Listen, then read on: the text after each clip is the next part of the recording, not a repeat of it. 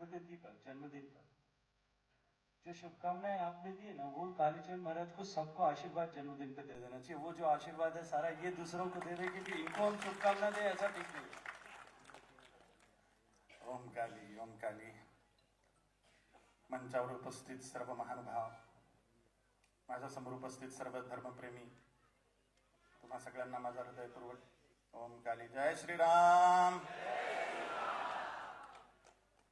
काय पुरस्काराचं नाव आहे? छत्रपती शिवाजी महाराजांच्या हिंदवी स्वराज्याच्या अजेंड्यावर चालून राहिलो प्रखरतेनं, म्हणून हा पुरस्कार भेटलेला आहे। अगस्त्य महामुनी कालिका परमेश्वरीच्या दयेनं छत्रपती शिवाजी महाराजांचे विचार आपण घेऊन चालत राहिलो तर एक अनपढ व्यक्ती, अंगुठा छाप व्यक्ती संत शिरोमणी पदाला तुमच्यासारखे ग्रेट लोक पोचवून राहिले, हे सगळं शिवाजी महाराजांच्या विचारांचा परिणाम आहे।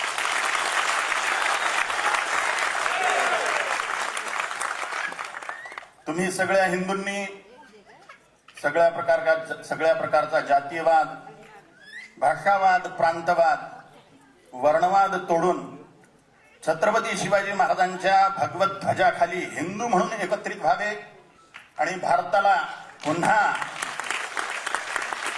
छत्रपती शिवाजी महाराजांच्या हिंदवी स्वराज्याने विभूषित करावे आणि फक्त भारतच नाही तर संपूर्ण जगावर छत्रपती शिवाजी महाराजांचं हिंदवी स्वराज्याचं स्वप्न साकार व्हावं, अशीच आई भवानीच्या चरणी, जगदंबा कालिका अगस्तीश्वराच्या चरणी मी प्रार्थना करतो।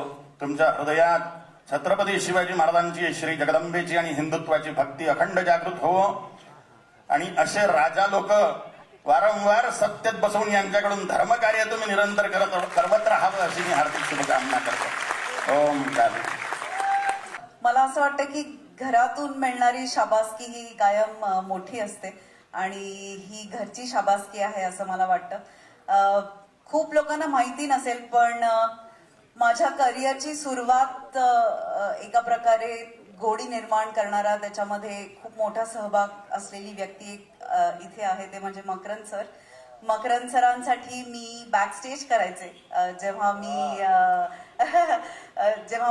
माझी सुरुवात झाली तेव्हा, आणि आज तेही स्टेजवरती उपस्थित आहे, त्याचा मला खूप आनंद आहे। स्पेशल मोमेंट आहे माझ्यासाठी।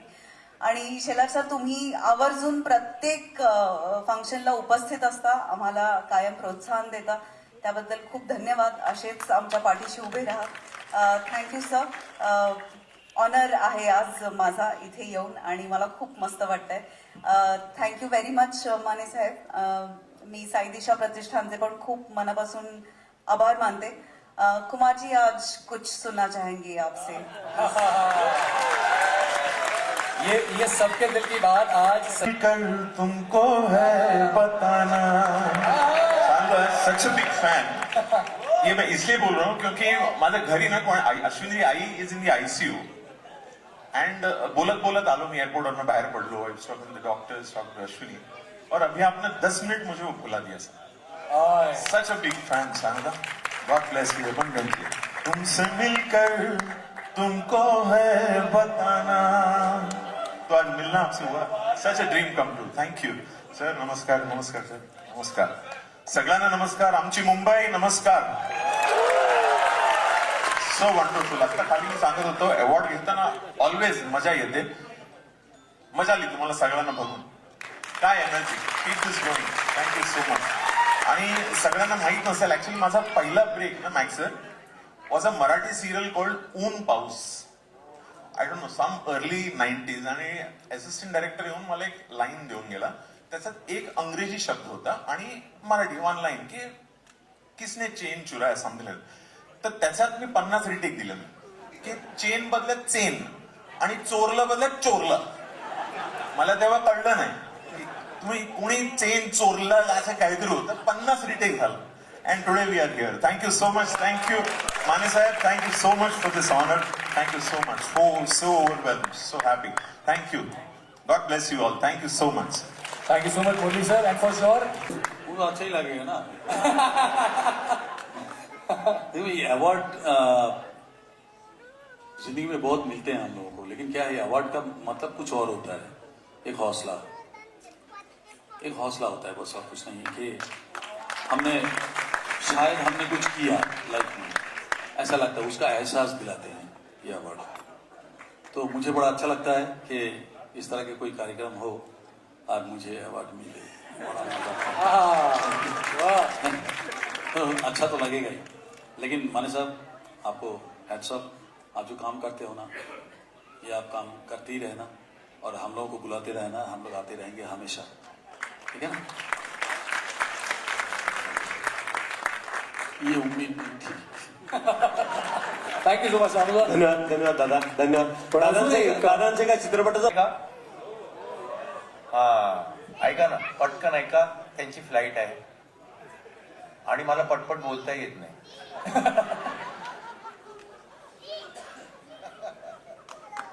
आणि यांच्याकडनं मी होकार घेतलाय बघून नसता.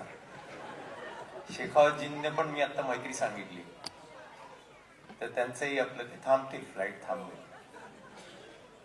कसं आहे, मला जेव्हा दत्तात्रय मानेंचा फोन आला की तुम्हाला अवॉर्ड द्यायचं आहे, आणि त्यांनी जेव्हा सांगितलं बालगंधर्व, बालगंधर्व हे नावच, काही नावं अशी असतात की जी ऐकली म्हणजे जसं म्हटलं नदी, गंगा, गंगा म्हटल्यावर काटा येतो की नाही अंगावर,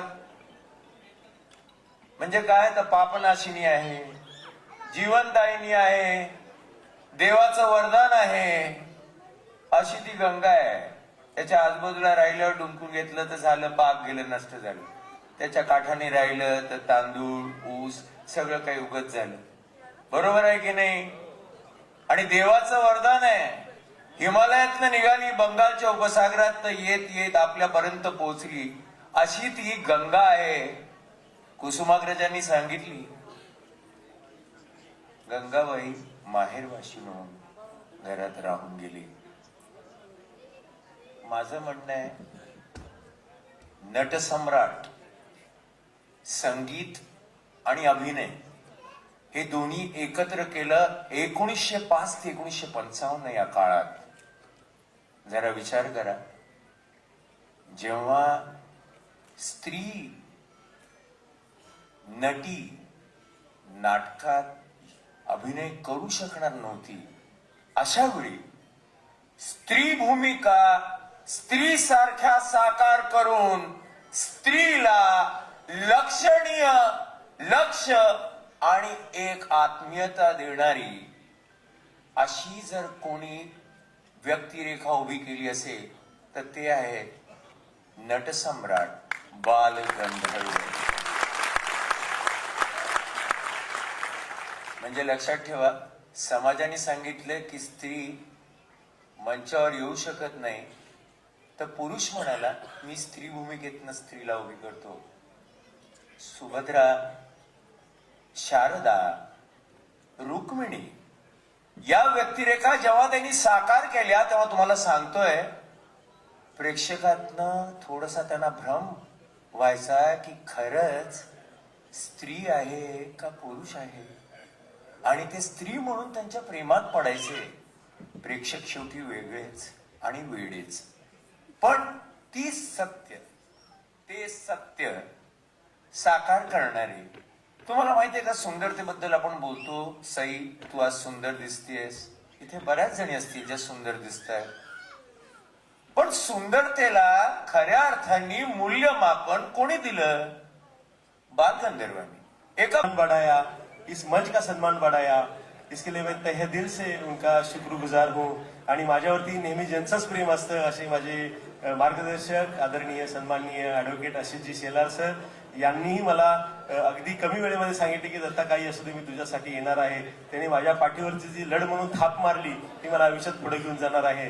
त्यासाठी आशिष शेलार सरांचं सुद्धा मी या ठिकाणी मनपूर्वक स्वागत करतो आणि आपले आभारी व्यक्त करतो. बकरंजींनी मला खूप प्रेरणा दिली. जेव्हा त्यांच्या घरी गेलो होतो मी पुरस्काराच्या अनुषंगाने, तेव्हा त्यांनी माझी बरीच एबीसीडी शाळा घेतली आणि त्यांनी कदाचित दत्तातलं मन काय आहे ओळखलं आणि मोठ्या मनाने त्याचा माझा त्यांनी पुरस्कार स्वीकारला, समितीला वेळ दिली, त्याबद्दलही त्यांचा मी विशेष विशेष अभिनंदन आणि आभार व्यक्त करतो.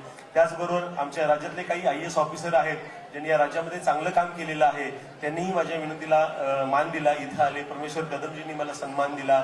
त्याचबरोबर कुमारजी आहेत, सोनू निगमजी आहेत, त्यांच्या घरी थोडा एक मेडिकल इश्यू झाल्यामुळे ते USA वरनं आले आणि परत चार्टर फ्लाईट करून ते गावी गेले. तिकडे धोका असल्यामुळे लँडिंग होत नव्हतं, तिथं परवानगी मिळाली, त्यामुळे त्यांना येता आलं नाही. आणि मैथिली ठाकूर आपली कंटिन्यू माहिती असेल सरांना की बिहारच्या प्रचारात होती. तिची आई पण त्या प्रचारामुळे आजारी पडली. तिचंही तिकीट असलेलं सगळं बुकिंग कन्फर्म झालं, ते अचानक कॅन्सल झालं. त्यामुळे त्या येऊ शकल्या नाहीत, पण त्यांनी व्हिडिओ पाठवले होते, पण वेळावेळी आपल्याला धावता आलं नाही. बालगंधर्व स्मारक समितीची मी 2000 साली ज्या वेळेला स्थापना करून पहिला पुरस्कार प्रभाकर पणशीकरांना दिला, त्यावेळेला आमच्या समितीतल्या जास्तीत जास्त मोठ्या व्यक्तीचं वय असेल 20 वर्ष आणि सगळ्यात लहान म्हणजे मी 18 वर्षाचा होतो. मेरा खाली 18 ईयर उम्र था, तभी हमने प्रभाकर पणशीकर जी को बालगंधर्व के जन्मभूमि में बुलाया और उनका सम्मान दिया.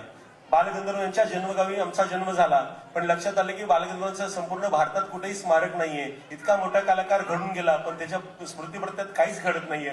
मग त्यावेळची आमची समिती होती, शहाजी कापसे असतील, राजू कुलकर्णी असतील, जाधव असतील, महेश असेल, विजू असेल, बरेच आमची सहकार्य होती. आम्ही सर्व सरकारने मूठ बांधली आणि बालगंधर्वांचा पुरस्कार सुरू केला. आणि प्रभाकर पणशीकरांना आम्हाला 5000 पुरस्काराची रक्कम होती, ती आम्हाला परत केली. त्याचं फिरता रंग असलेलं नाटक आम्हाला डोनेट केलं. त्या तिकीट विक्रीतून संस्था उभी राहिली आणि शासन दरबारी आम्ही ठाऊ फोडला. आणि सर आम्ही 2008 साली बालगंधर्वांच्या स्मारकाला शासनाकडून 2 कोटी मंजूर करून घेतले आणि आतापर्यंत जवळपास 22 कोटीचा निधी घेऊन बालगंधर्वांचं स्मारक मोठ्या दिमागात उभं राहत आहे. आणि मुख्यमंत्री देवेंद्र फडणवीस साहेब, आशिष शेलारजी आणि गजेंद्र सिंग शेखावतजी यांच्या कारकिर्दीमध्ये 2026 मध्ये स्मारक पूर्ण व्हावं. त्या स्मारकाला आपण जास्तीत जास्त निधी द्यावा आणि ते स्मारक आपण ओपन करावं अशी विनंती आहे. हा कार्यक्रम प्रत्येक वेळेला आम्ही गावी घेत होतो, त्यामुळे त्याची बातमी गावापर्यंत राहिली. पुरस्कार मोठा झाला नाही, तो मोठा झाला पाहिजे. आणि बालगंधर्वांचा बराच काळ प्रभादेवी, परळ या ठिकाणी गेला. दीनानाथ मंगेशकर लतादीदींचे वडील किर्लोस्कर नाट्य कंपनी हे नाटकं करत होती. त्यावेळेला लतादीदी खूप छोट्या होत्या, बरकत आरोरा आणि भूमिका आल्या त्या एवढ्या लतादीदी होत्या. त्या बालगंधर्वांच्या अंगाखांद्यावरती खेळल्या, त्यांनाही आपण पुरस्काराने सन्मान केलं. ती समिती, ती मंगेशकर फॅमिली आमच्या पाठीशी उभी राहिली. आता आमची शासनाला एक विनंती आहे, केंद्र सरकारमधले सर्वोच्च सांस्कृतिक मंत्री आणि महाराष्ट्राची सांस्कृतिक मंत्री इथं आहेत. माझी चळवळ मकरंजी इथं आहे की बालगंधर्वांनी आपलं आयुष्य मुंबई आणि पुण्यामध्ये दिलं, तर महाराष्ट्र शासनाने बालगंधर्वांचं मोठं दिमागदार स्मारक मुंबईमध्ये परळ ठिकाणी करावं, तिथं बालगंधर्वांचा काळ गेला. आणि तिथं आपल्या मराठी मुलांना चित्रपट सृष्टीमध्ये काम करण्याची सर्व शिक्षण द्यावं. मग कला असेल, अभिनय असेल, नाट्य असेल, शिक्षण असेल, एडिटिंग असेल, मिक्सिंग असेल, रेकॉर्डिंग असेल, एक मराठी इंडस्ट्री कशी मोठी होईल यासाठी गजेंद्र सिंग शेखावतजींना विनंती आहे की आपण त्या बालगंधर्व स्मारकाला मुंबईमध्ये होण्यासाठी आपल्या खात्यातून थोडासा निधी आणि अशी जी विशेषतः आपण कलाप्रेमी आहात, तर हे बालगंधर्वांचं स्मारक मुंबईमध्ये व्हावं यासाठी मी हा पुन्हा लढा लढत आहे. आणि 25 वर्ष झाले तर मी तुमच्यासमोर उभा ठाकलो आहे. एका शेतमजुराचा मुलगा आज तुमच्या समोर उभा राहून इतकं करू शकतो, तर आपल्या आयुष्यात आपण काही करू शकतो, हा एक संदेश आहे. आणि मगाशी सरांनी जाता जाता म्हणालं, ओळखलत का सर मला पावसात आलंय कोणी, ओळखलत का सर मला पावसात आलंय कोणी, कपडे होते करदमलेले केसावरती पाणी, क्षणभर बसला नंतर हसला बोललावरती पाहुणी, गंगामाई पाहुणे आली गेली घरट्यात राहुनी, माहेर वाशिन पोरीसारखी 4 भिंतीत नाचली, माहेर वाशिन पोरीसारखी 4 भिंतीत नाचली, बाहेर वाशिन हा मोकळ्या हाती जाईल कशी, बायको मात्र वाचली, चूल विजली भिंत खचली होते नव्हते नेले, चूल विजली भिंत खचली होते नव्हते नेले, प्रसाद म्हणून डोळ्यामध्ये थोडे पाणी उरले, कारभारणीला घेऊन संगे सर शेखावतजी, कारभारणीला घेऊन संगे सर मी आता लढतो आहे, पडकी भिंत बांधतो आहे, चिखलगाळ काढतो आहे. गुरुजींना वाटलं हा एवढं सांगतो म्हणजे पैसे मागायला आलाय, जसं दत्ताचा निधी मागतोय स्मारकाला तसं पैसे मागायला आलाय.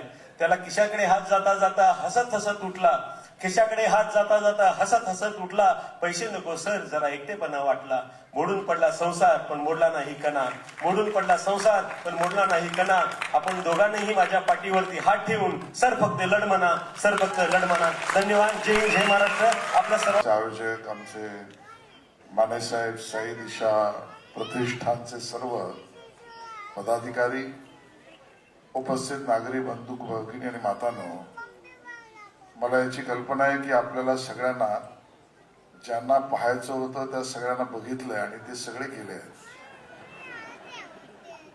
आणि त्यामुळे जेवढे उरले आहेत त्यांचा नक्कीच हा माईक नाही की त्यासाठी तुम्ही थांबलाय. मकरंजींनी जे सांगितलं तेवढंच एक वाक्य मी या ठिकाणी पुन्हा मांडतो. ज्यांच्या नावाने हा पुरस्कार मानेजी तुम्ही देताय ते 1888 जन्मलेले आणि पुढे ज्याचा उल्लेख मकरंदजी आपण केला की स्त्रीला रंगमंचावर येण्याची परिस्थितीच नाही, त्यावेळेला ज्यांनी स्त्री उभी केली,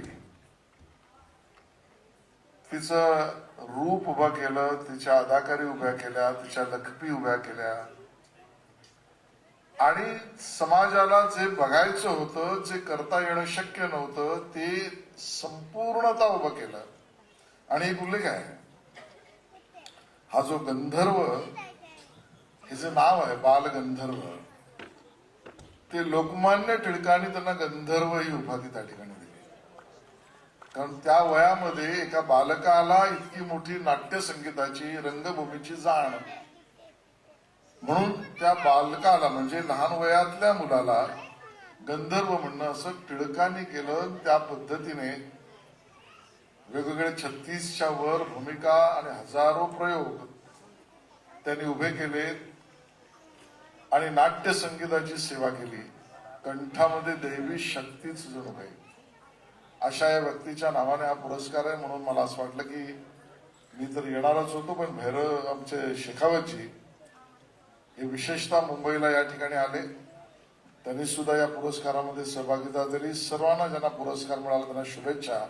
खूप वेळ झाला, इथेच थांबतो आणि थेट मीच शेखावतजींना विनंती करतो की आपल्याला सगळ्यांना संबोधित करावं. आशीष भाई, आप ये आपका कॉन्स्टिट्यूंसी है, आपका विधानसभा क्षेत्र एरिया है, पूरा मुंबई आपका एरिया है. अगर आशीष भाई का लिहाज नहीं कर रहे होते ना ये लोग,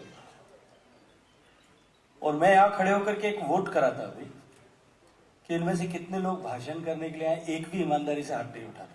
भाषण सुनने के लिए एक भी नहीं आया था. सब लोग जो है इस कार्यक्रम में उन सारे फनकारों का, उन सारे संगीतकारों का, उन सारे हुनरमंदों का, उन सारे सेवादारों का, जिन्होंने जिस भूमिका में वो काम कर रहे हैं उस भूमिका में अपना सब कुछ समर्पित किया, अपना जीवन समर्पित किया, जीवन पर्यंत साधना की. उस साधना का सम्मान करने के लिए सब लोग यहाँ एकत्रित आए.